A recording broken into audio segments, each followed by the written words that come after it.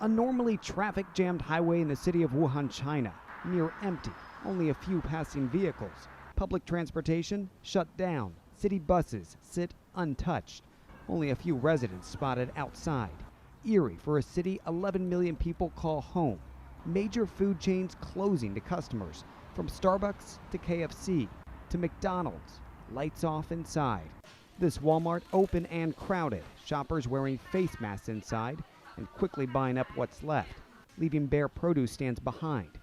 Outside the lockdown zone, similar scenes across mainland China. There's 24 million people in Shanghai, and I'm walking in the middle of the street.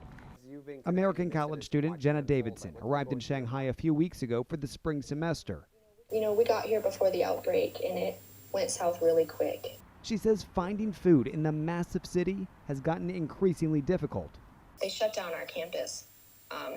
We almost felt as though they didn't realize that we were still living on it, because we didn't even have like hot water for a few days, and the cafeterias on campus are closed. So we started realizing, well, we need food, and most stores within walking distance have been shut down, or it's like zombie land in there. Everyone's fighting for what's left on the shelves. Jenna initially tried to keep positive. This is the guy who takes my temperature 9 times a day. She even sent this photo to her dad, trying to reassure him. For a while, I wasn't telling my dad everything, but he was finding out on the news just how bad it was. So it's been hard on him. She and her fellow classmates now booked on flights to get out. Destination, anywhere but here. Where are you going? Africa. Who do you know in Africa? I don't know anyone in Africa. And what's most stressful is, even though we're leaving, I still don't feel like we're in the clear yet, because what if we catch it in the taxi or at the airport, on the way home, on the plane? We still need to be very careful. It's not over yet. Back in Wuhan, social media shows how some residents keep moving inside their own homes, finding normalcy within the lockdown. But a look outside, and you're reminded life here is anything but normal. David Culver, CNN, Beijing.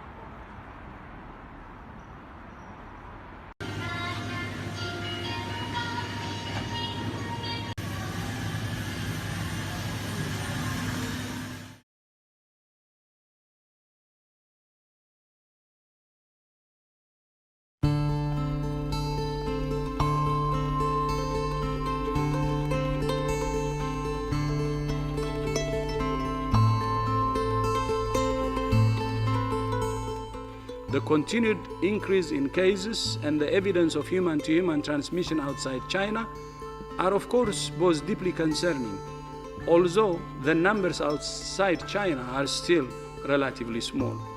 They hold the potential for a much larger outbreak.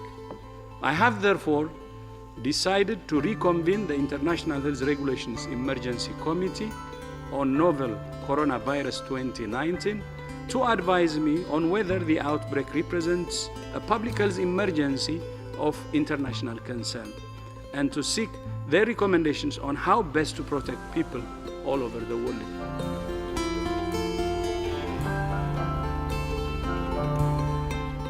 China's efforts to contain the outbreak at the epicenter have been essential for preventing the further spread of the virus. China identified the pathogen in record time and shared it immediately, which led to the rapid development of diagnostic tools. The challenge is great, but the response has been massive, and the Chinese government deserve huge credit for that response and for the transparency in which they have dealt with this.